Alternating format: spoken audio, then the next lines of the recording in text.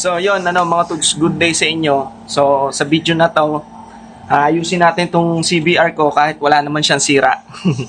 So lalagyan natin siya ng tail tidy, tapos i-change oil at lilinisin natin ang throttle body. So let's go. So basic maintenance lang muna tayo for today's video mga tuds. So change oil, then linis throttle body mga tuds. Halos 2 taon na din kasi simula nung huling nalinis yung throttle body nito mga tuds. Kaya ngayon lilinisin natin. Paddock stand muna natin mga tuds para hindi siya alog-alog. Tanggalin muna natin tong upuan para ma-access natin yung mga pairings. I-drain muna natin yung langis mga tuds para habang ginagawa natin tuloy-tuloy yung pag-agos niya or paglabas ng langis. So dito gagamit tayo ng 17mm na socket wrench para makalas natin yung by 17 na bolt sa ilalim. Gamit pa rin nating oil ay AMS oil mga tuds. So shoutout AMS oil, baka naman. Ang interval niya nasa 3-5 kilometers na huli. Tapos halos more than 6 months na simula nung huli siyang na change oil. Meron yan 2 bolt at 2 clip mga tuds para matanggal mo yung seat cowl, para ma-access mo yung upuan ng rider. Maganda kasi dito kay CBR mga tuds, pa-allen wrench na yung gamit niyang bolts, kaya napakaalwan alisin or kalasin. Hindi tulad dati yung ginagamit nila yung pa-cross na bolts, kaya ang hirap tanggalin, parang malulo straight. Para naman maalis yung upuan ng rider, may 2 bolts yan, allen wrench din lang uli. And kakalasin lang natin yan para matanggal natin at para makita natin yung ilalim niyan mga tuds. Dito tinatanggal ko na yung upuan or yung bolts ng upuan niya mga tuds, para ma-access natin yung ilalim niyan, yung iba pang parts ng fairing sa gilid. Oo mga tuds, maporma ang mga sports bike.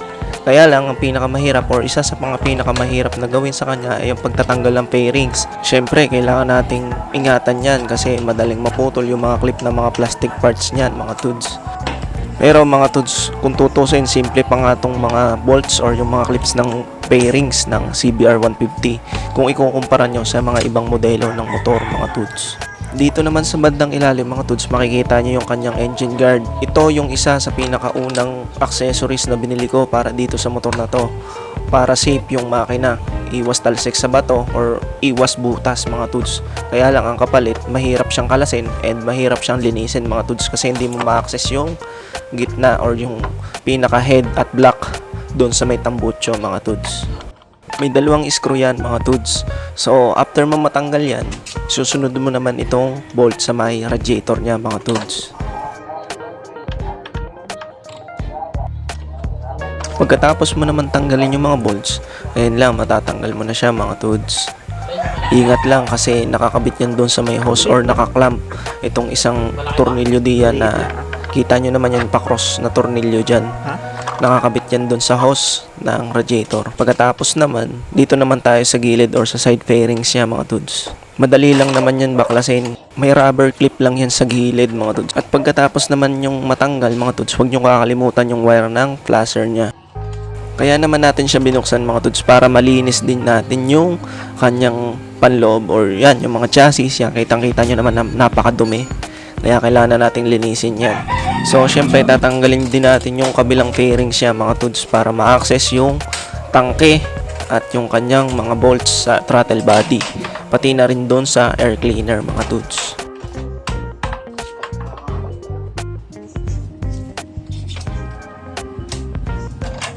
Pagkatapos yung tanggalin yung side fairings, dito naman tayo sa tangke.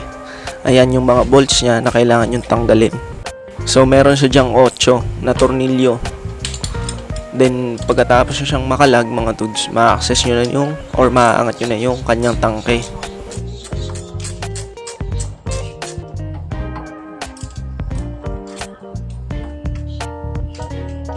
Dito mga tuds, kailangan mo ng taga-angat ng tangke para ma-access mo yung or madali mong matanggal yung wire ng fuel pump at yung hose ng sa fuel mga tuds. Meron din yung isang hose para doon sa drain kapag doon galing yung tubig, halimbawa napasukan yung fuel cap sa itaas ng mga tuds. Sa pagtanggal ng clip mga tuds, ganyan lang, iipitin mo lang tas hila. Dito nahirapan akong tanggalin siya kasi sa sobrang tagal na din na hindi siya nabuksan, Ayan, nagkaganyan na. Mabigat ba? Mga tuds, ingatan nyo yung part na yan kasi madali daw yang maputol, sabi ng mga ka-CBR natin dyan sa group. Ang ginawa ko naman dyan para matanggal, mga tuds, 'di ba, may mga parang stopper yan. Binuka ko yon yung mga stopper na yan kasi dapat kung luwag na yung clip na yan, dapat hugot na lang yan eh.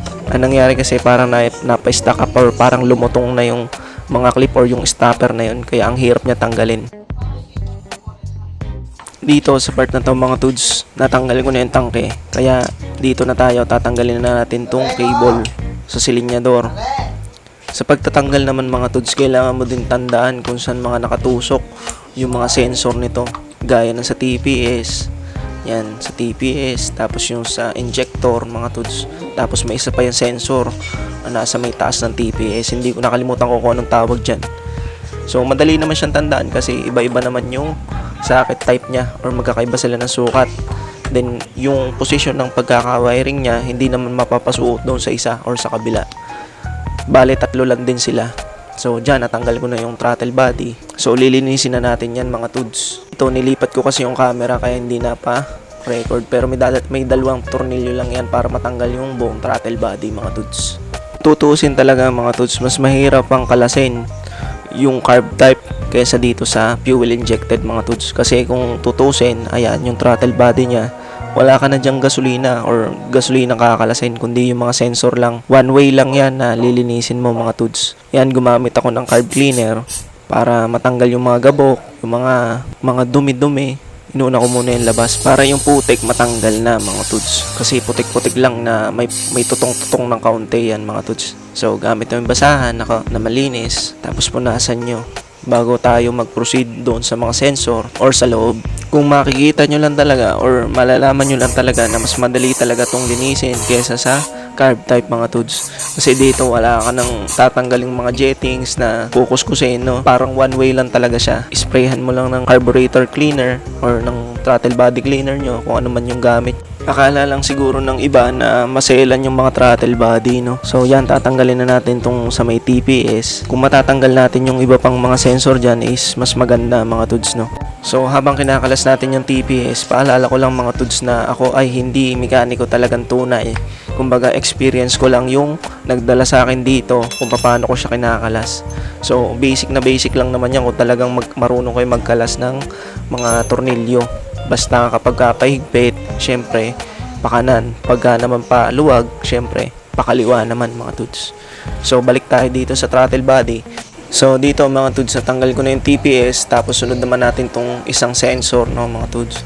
So sa pagkakala, syempre ayan, daplis nang na bilog or na lost thread yung aking tornilyo. Pero ginamitan natin ng pinagbabawal na technique, no? Yan, paa ang ginamit natin para pangkalso. Yan, sa awa ng Diyos, natanggal naman natin siya.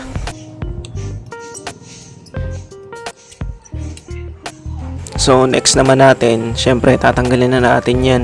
Makikita nyo talagang may itim-itim na siya mga tuds. Tinanggal ko na din pala mga tuds yung kanyang injector para malilinis din natin yung mismong pinagdadaanan nung pinaka-ulo ng injector.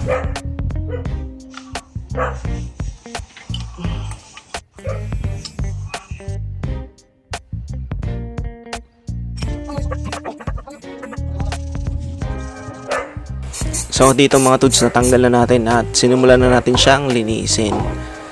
So makikita nyo talaga dyan na talagang maitim yung mga nilalabas or yung nanggagaling sa loob ng throttle body mga tuds. Napakalaking bagay talaga ng mga ganitong pa-spray na mga panlinis or mga carburetor cleaner. Hindi katulad dati na gasolina yung ginagamit mo, tapos mangyayari wala kang panghangin, hindi mo masasaid yung mga dumi. Dito syempre may konting pressure na yung mga pang-spray, kaya nakakarating or talagang napupuntahan niya yung kasulok-sulukan nung mga throttle body or mga carburetor na nililinis natin na hindi na ginagamitan ng panghangin galing sa mga compressor mga tuds. Nga pala mga tuds, kaya talagang alagang-alaga ako to sa linis kasi yung aking throttle body or yung aking air cleaner mga tuds, wala yung nakalagay na air cleaner or yung air filter pala kung tawagin, kasi naka-open pipe ako. So yung response ng makina hindi ba naiipit or nagiging limitado kahit naka-open pipe ka mga dudes. So nakakapag top speed, tapos napaka-alwan huminga. So dito tayo sa TPS, gamit natin MTRT. So hindi natin to sprayhan syempre ng carb cleaner mga tuds. Sa mga magtatanong mga tuds kung bakit iba na yung TPS ko kumpara sa stock, kung talagang napapanood nyo yung aking mga video nung nakasama ko si Chef Rider na talagang pumupugak siya sa high RPM. So hindi ko na inantay na mangyari yung talagang hindi siya hahatak bago ko palitan ng TPS. So available naman yan sa market. Ang halaga niyan ay nasa 1.3 or 1.4 depende sa mapapagbilhan nyo sa Shopee mga tuds. Mga tuds, kapag pala maglilinis kayo halimbawa nung mga sensor or tatanggalin yung mga sensor mga tuds, mahalaga na tanggalin nyo din yung parang pinaka-o-ring nya kasi baka lumutong yon dahil napakatapang or may katapangan kasi yung mga nakalagay or yung mga ginagamit nating carb cleaner mga tuds. So after nyan mga tuds, lilinisin naman natin tong yung kabilang sensor. So dito mga tuds, nakita ko na maitim na yung loob ng sensor na to, kaya tinanggal ko yung kanyang gasket or yung kanyang o-ring. So, inisprayhan ko. Pero hindi nakatapat doon sa kanyang mismong saksakan or doon sa socket, mga tuds.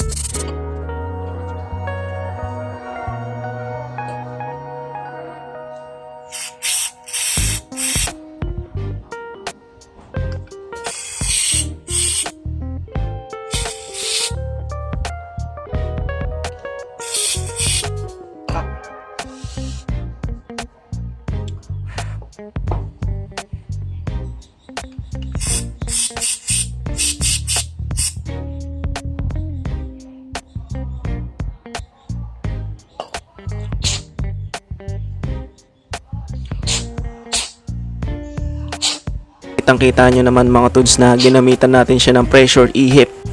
So dito sa part na to mga tuds, nakikita nyo naman na nililinis na natin yung kanyang o-ring, tapos ibabalik na natin siya. So mga tuds, huwag kayong matatakot na halimbawa magkakalas kayo ng mga ganito sa mga motor nyo, kasi kapag mali naman yung orientation mga tuds, hindi naman siya papasok, hindi nyo naman siya maikakabit talaga mga tuds. So yan, kita nyo naman sa video ko na hindi ko talaga tandayan kung paano nakakabit. So talagang hindi mo may papasok or may kakabit yan kung halimbawa mali yung orientation. Kaya hindi kayo talaga magkakamali sa pagbalik niyan mga tuds. Basta mahalaga hindi siya masyadong maluwag or masyadong mahigpit. Kapag ikinabit nyo uli, pag ibinalik nyo na siya sa kanyang mismong lalagyanan mga tuds.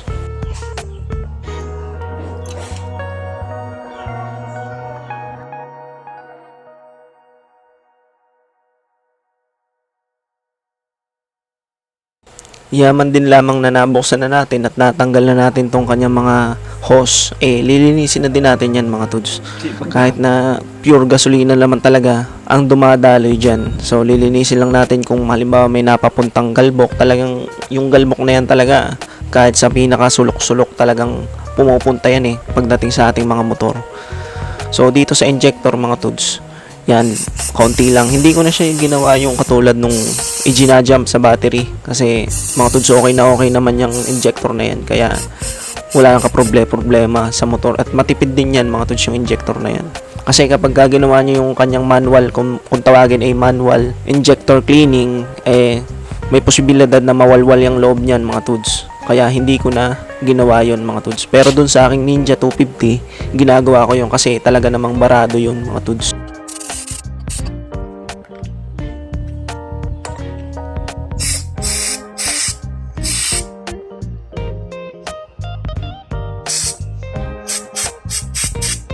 Mga tuds, isa din sa mga pinakamahalagang gawin kung halimbawa sasaulin nyo na yung injector nyo, lagyan nyo ng grasa mga tuds.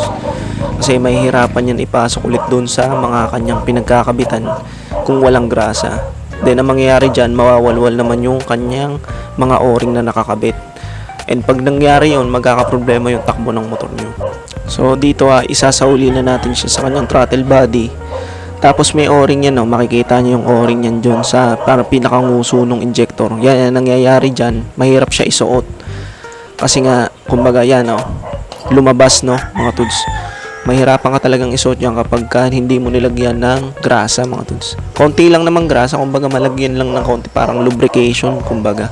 So kapag nalagyan mo na ng grasa, syempre, kapag halimbawa may excess niyan, so punasan natin yung parang pinakanguso lang mga tuds. Then yan, nilinis ko na din kasi may nakita pa akong itim-itim dyan sa loob ng mga tuds. At yan, makikita nyo na ikinakabit ko na. Yan, salpak na natin para matapos na yung ating ginagawang throttle body. Mahalaga din kasi mga tuds yung mga gantong bagay na alam nyong gawin. Kasi kung halimbawa masiraan kayo sa malalayong lugar, no, alam nyo kung saan, kung alin yung babaklasin nyo or kung paano babaklasin, no. Dito naman mga tuds, kinalas natin yung kanyang spark plug kasi nakabili din ako ng bagong spark plug. Ang nakakabit dito, naka-iridium na din siya mga tuds. Maganda kasi yung performance nito mga tuds para sa akin kasi matipid siya sa gas, then talagang maganda or nadagdagan yung responsiveness ng batak ng motor natin. So dahil may pambili ako ng bagong spark plug mga tuds, yung iridium ulit, pinalitan na din natin siya. Then kasi sabi or talagang recommended pagdating sa mga spark plug mga tuds kada 2 taon or kumbaga sa halimbawa takbo ng takbo yung motor mo, kailangan din talagang palitan kasi humihina din yung kuryente niyan mga tuds. Katagalan yung ginagamit, no? Lalo na kung halimbawa pang araw-araw mo talaga or pang daily na ginagamit mo or mayat maya talagang tumatakbo yung motor mo mga tuds. Dito mga tuds talagang makikita nyo na napakalalim nitong lalagyanan ng spark plug ng motor na to, kaya medyo mahirap talaga siyang kalasin or baklasin, no? So kita nyo yun mga tuds, naka-muffler pa ako nyan mga tuds. Ayan mga tuds, nakikita nyo naman na yan yung gagamitin natin, yung legit na or yung talagang legit or original na iridium spark plug mga tuds. So yan, makikita nyo mga tuds na talagang siya ay magkatulad na magkatulad kumpara dun sa aking huling tinanggal. So dito sinalpak na natin mga tuds. Medyo malalim lang talaga yung mga tuds, hindi nyo talaga maaabot yan kung halimbawa. Ayan, kita nyo naman yung extension na ginamit ko dyan, no? Tapos kung paano ko siya kinakalas or kung paano ko siya ikakabit. So yan, kapa-kapa na lang, kapa-kapa power mga tuds. So kapag mahigpit na siya or nararamdaman yung humihigpit na mga tuds, yan, gamitan nyo na ng sakit. Ito, madali talagang gawin siya kapag halimbawa nakatanggal yung tangke niya mga tuds. Kasi dito kung makikita nyo yung kanyang chassis, kailangan dyan yung parang pinakasaktong-sakto lang na sakit tsaka extension. Kaya halimbawa kung wala kayong ganyan, kung katulad lang ng sa aking tools, no, mahirapan talaga kayong tanggalin yung ano yan. Mahirapan talaga kayong tanggalin yung spark plug niya mga tuds. Darating kayo sa punto na kailangan nyo pang tanggalin yung radiator na yan para ma-access nyo yung kanyang spark plug. So kapag halimbawa tanggal yan, no, madali nyo lang siyang ma-access or makakalas, no, mapapalitan. So after nyong mahigpitan yan mga tuds, siyempre tatanggalin nyo yung pangkalas nyo. Tapos ayusin nyo nun yung kanyang spark plug cap, no mga tuds. Ang ginawa ko nga pala dito sa spark plug na to mga tuds, kung ikukumpara nyo sa original na nabibili sa Honda, masyadong mahaba yung kanyang or yung pinagkakabitan ng spark plug cap. Kaya anong nangyayari, para siyang nakakawang, no mga tuds. So dito hindi na siya masyadong kawang kumpara doon sa tinanggal ko kanina. After nyo naman may kabit yung spark plug cap na yan mga tuds, so syempre ayusin nyo yung rubber cover niya mga tuds. Ang nangyayari kasi mga tuds, kapag halimbawa hindi maayos ang pagkakabalik niyan or pagkakakabit niyan mga tuds, pagka hinugasan yung motor nyo tapos nabasa yung ibabaw ng cylinder head na yan, papasok dun sa loob yung tubig. Then ang mangyayari, hindi aandar yan mga tuds. So dahil kompleto na mga tuds, dito naman tayo sa kanyang angle bank sensor, no mga tuds, or bank angle sensor mga tuds. Kasi pagka baliktad yung pagkakabit niyan mga tuds, talagang hindi aandar yung motor nyo. So makikita nyo na ganyan nakataas yung socket or nasa taas yung socket kapag ikinabit nyo yan. Sa mga version 3 mga tuds, nasa loob or nasa ibabaw ng makina yan. Pag halimbawa naman doon sa version 3.5 mga tuds, nasa unahan yan ng headlight or nasa taas ng headlight yan mga tuds. Hindi ko sure mga tuds kung sa version 4 na CBR ay ganun din. Yan, tapos higpitan na natin. Then yan, makikita nyo na ikinakabit ko na yung throttle body natin mga tuds. So dyan naman, hindi naman yan nilalagay ng kung ano-ano or ng kahit anong panlagay ng mga gasket maker. Basta rektan lang yan na ikakabit mo mga tuds. Pero mas maganda kung halimbawa meron kayong gasket maker, lagyan nyo ng kahit kaunti mga tuds. Huwag yung sosobra na papasok sa loob ng makina kasi makaka-apekto din yun sa takbo. Tapos yan, nilagay na natin yung sensor or yung socket ng injector. Tapos yung nasa ibabaw niyang puti mga tuds, kwan yan yung nakalagay sa fuel pump or sa tangke. Hindi naman kayo malilito dyan mga tuds kasi hindi naman talaga papasok kung halimbawa nilagay nyo dun sa kalbila yung isang socket. Hindi naman talaga yan magkakasya mga tods. Kaya huwag kayong matakot kalasin yung mga gantong throttle body nyo. Basta maibalik nyo lang din ng kung anong kinalas nyo, maibalik nyo lang din siya sa dati niyang kinalalagyan. So dito makikita nyo hinihigpitan ko na yung 2 bolts na nakakabit sa throttle body papuntang makina mga tods.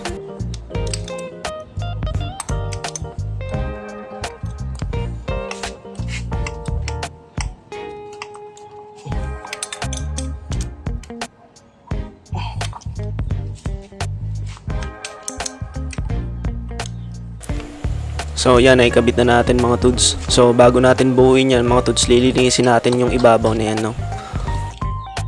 So yun mga tods, natapos ko ng malinisan. Yan, no. Hindi na siya magabok. Tapos ko na siyang malinisan and bubuin na lang natin siya ngayon mga tods. Tapos lagyan natin ng bagong oil. So dito naman mga tods, ilalagay na natin yung air cleaner niya. Na yan ay nilinis ko na din ang loob mga tods, sinabon ko ang loob, no, para 100% na talagang malinis, walang gabok yung loob mga tods, kasi tandaan natin wala nga siyang air filter na nakakabit mga tods. So dito kinailangan ko ulit ng taga-angat ng tangke para may kabit yung hose, no mga tods. So yan, kinabit na natin yung hose, tapos yung socket ng fuel pump mga tods para aandar na siya.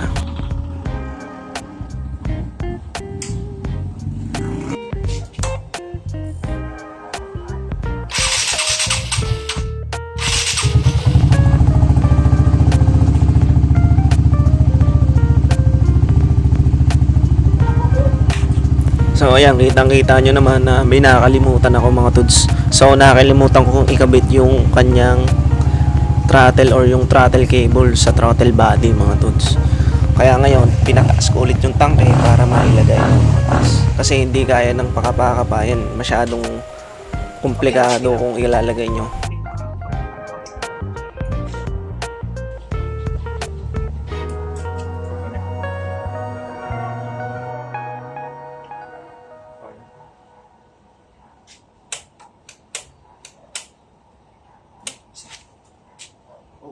So dito sa part na to mga tods, makikita nyo na medyo dumilim na yung video natin kasi inabot na ako ng halos mag-aalas 6 na dyan mga tods.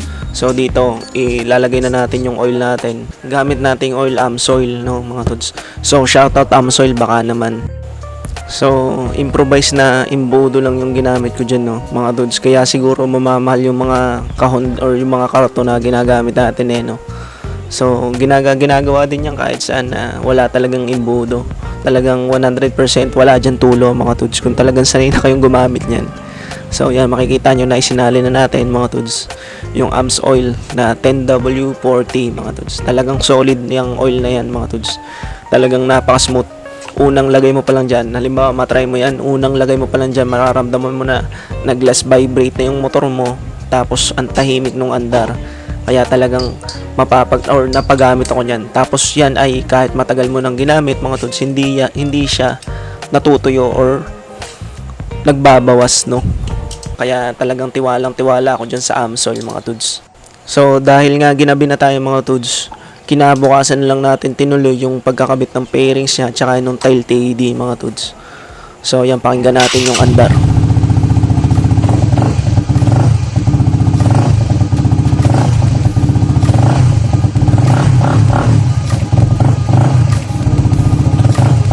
So kitang-kita nyo naman mga tods, yung andar ay napakaganda.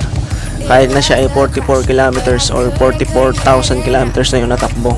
So salamat sa panonood mga tods. Kung nagustuhan nyo yung video na ginawa natin ngayon, so be sure to subscribe and like the video and share nyo na din mga tods.